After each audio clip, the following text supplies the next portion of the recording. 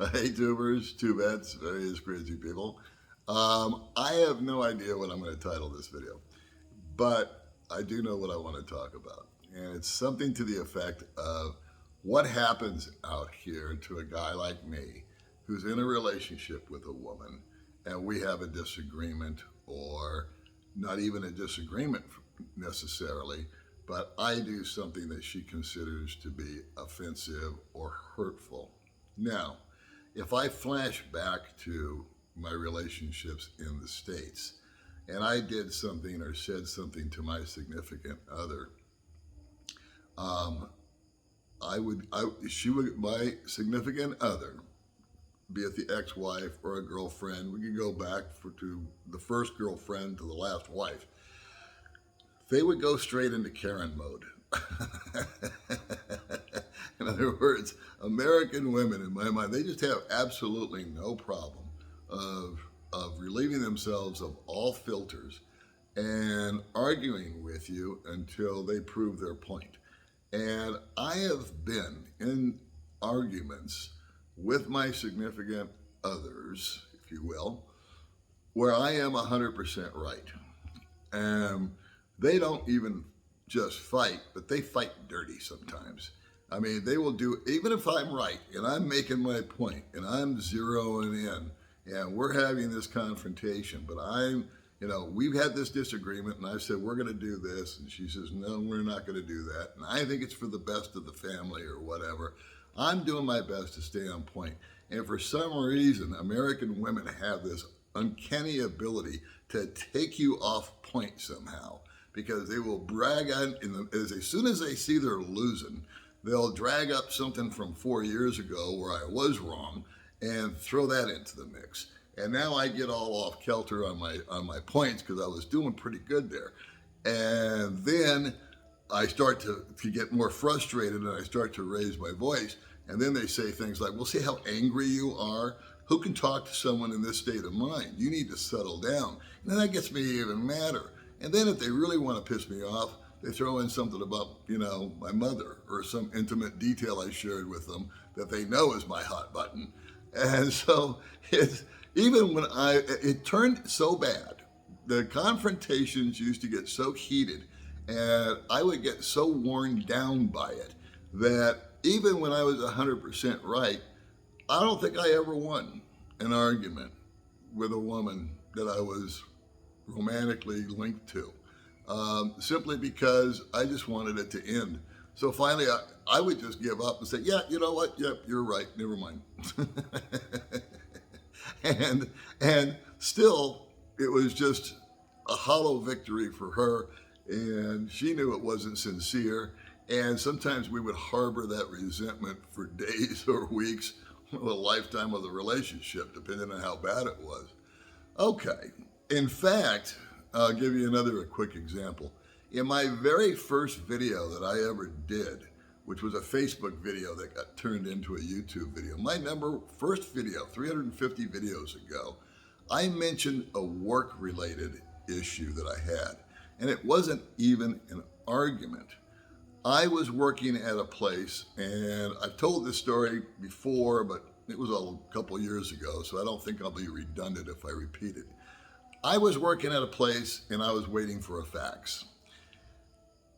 A woman named Jill was also waiting for a fax. And I was at my desk doing whatever it is I was doing. Jill had gone to the fax machine to get her fax, got her fax, saw my fax there also, and was very cool. She came over and said, hey, Paul, there's the fax you were waiting for. And I said, oh, thank you, hon. And I went back to work. Now, I was 61, I think at the time, 62 almost. So I was just a few months away from pulling the trigger and moving over here. At the end of work that day, I was walking out the door, and who comes marching up behind me but Jill, who had handed me the fax. And she talk about confrontation. She tapped me on the shoulder. I turned around and she got her finger in my face and she said, my name is Jill. I said, yeah, I know. And she said, my name is not Hun. And I thought, oh no, really? And she proceeded to just lambaste me for about 10 minutes. And that she was this close to going to HR for sexual harassment because I had said, hey, thanks, hon, or honey, something like that. I'm old school. Shoot me. And so, being her generation, I think she was 30 years younger than me, I sat there and took a verbal beating in the parking lot on my way to my car. And at the end, I just said, well, Joe, can you forgive me for this? And, it'll never happen again. And she says, yeah, but I hope you learned your lesson there, mister. And I said, oh boy, did I. So that was pretty much, a few months later, I was on a plane, getting away from a lot of things, including Jill. So I come out to the Philippines, I get myself settled in, and I made a mistake, which was to get involved with somebody too soon. First person I met, blah, blah, blah. I won't belabor that.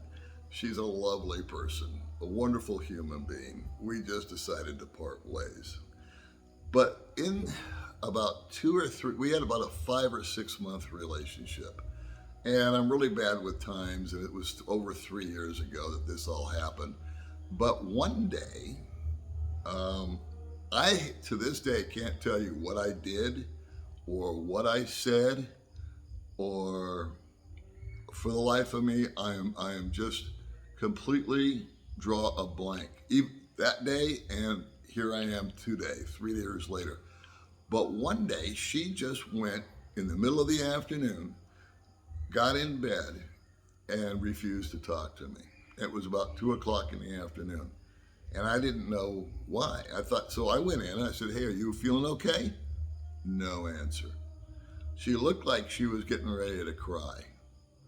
And I'm like, are you mad at me? Because I don't know what I did or what I said or what happened, or maybe she got some bad news on the phone.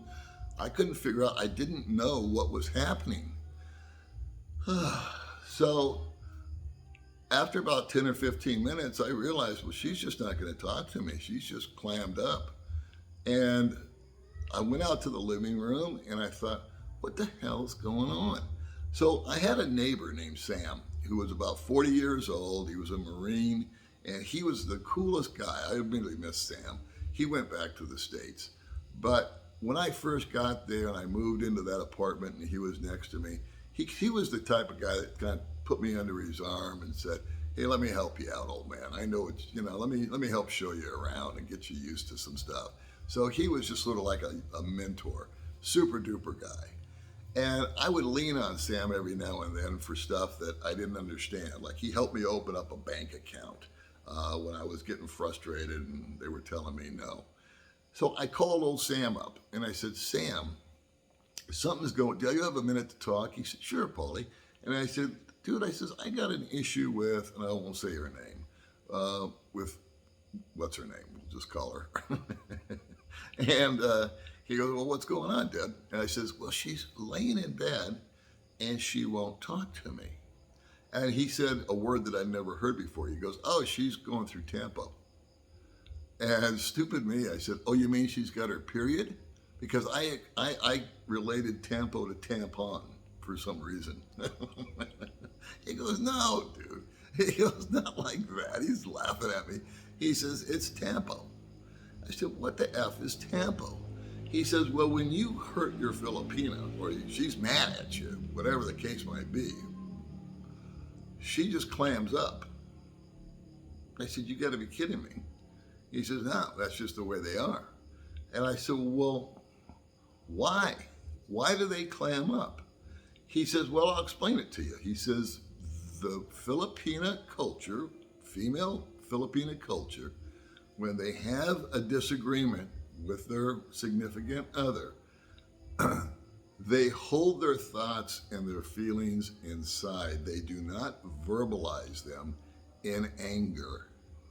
They lay down, sit down, clam up until their anger or their hurt passes and then re-engage with you.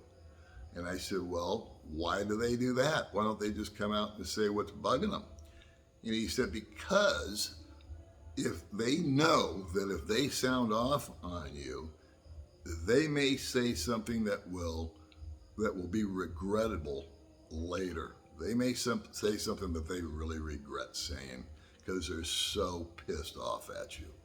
And they are long-term thinkers. They do not want to do irreversible damage to the overall relationship. And they do not want to disrespect you. And I said, you're shitting me. He said, no. I said, well, okay. I said, how long does this last? He says, no one knows. It varies from woman to woman. And this is a guy that was, a young 40-year-old military guy that was dating everybody in town. So if anybody knew, it was Sam. And so I said, all right, man, thanks.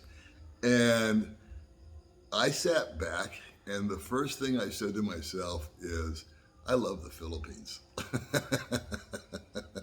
I think that was the first time I just said it out loud, because I knew that if I was to have this same experience in America, that I would be browbeat and I just explained it. I won't rehash it, but you can see the scenario.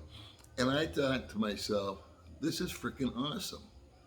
Now, most guys that I've talked to since hate it. They think it's terrible because they're being ignored.